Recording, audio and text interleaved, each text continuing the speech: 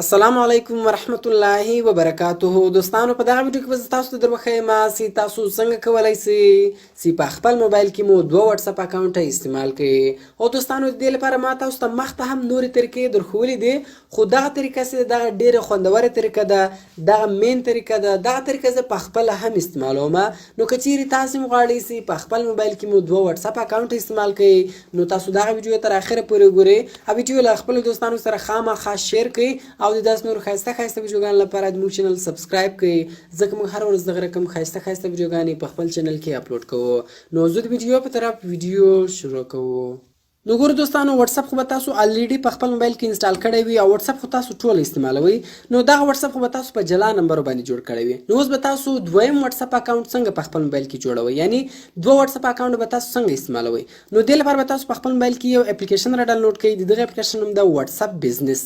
دغه واتساپ بزنس دی، دغه هم د واتساپ کمپنۍ والا په خپله جوړ کړی ده.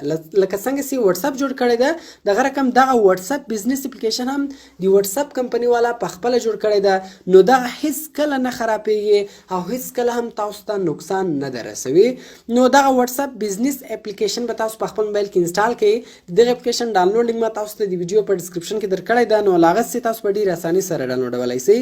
کله چې بیا تاسو دغه اپلیکیشن خلاص کړئ، دا واتساپ بزنس خلاص کړئ، نو دغه هم له تاسو څخه اول وار نمبر غواړي. نو په هر نمبر چې مو دویم واتساپ اکاونټ جوړوئ، هغه نمبر به ورکړئ، یعنې په دویم واتساپ نمبر باندې به تاسو خپل اکاونټ جوړ کړئ. نو ګوره اوس زه راځم له دې واتساپ څخه اوس زه بل واتساپ ته میسج لیږم. نو زه سمپل دلته رالم، په دې ځای مې کلیک وکړئ، دغه رقم دلته زه ورته لیکم های. ګوره ما های ولېږئ، نو دا میسج لاړی. ګوره تاسو کتلی شئ چې زما دویم واتساپ ته دغه میسج راغلی. زه اوس بېرته راځم، ګوره په دې باندې مې کلیک وکړئ، په دې سکل ما کلیک وکړئ، ګوره دلته اوس وایي خان میسج رالیږلی دی. یعنې تاسو ګوره په ډېرې اسانۍ سره په یو موبایل کې دوه واتساپ اکاونټ استعمالولی شئ. ګوره ما دلته بېرته های ولیکئ. اوس ګوره اوس بیا دویم واتساپ بزنس ته ګوره هغه میسج راغلی. زه رالم واتساپ بزنس باندې مې کلیک وکړئ، ګوره هغه میسج دلته راغلی ده. نو واتساپ بزنس دا اپیشلي دی واتساپ د کمپنۍ والا ده. نو دا هیڅ کله نه خرابېږي، تاسو دغه په ډېرې اسانۍ سره استعمالولی شئ. نو کوم چیرې ویډیو خوښ شي، ویډیو در سره لایک کړئ، له خپلو دوستانو سره خامخا شیر کړئ، تر څو هغه له دې څخه فایده واخلي. او د داسې نور ښایسته ویډیوګانو لپاره زموږ چینل سبسکرایب کړئ، ځکه موږ هره ورځ دغه رقم ښایسته ویډیوګانې په خپل چینل کې اپلوډ کوو. نو ملاوي په نور ښایسته ویډیوګانو کې، په دعاګانو کې مې یاد ساتئ. د خدای په امان.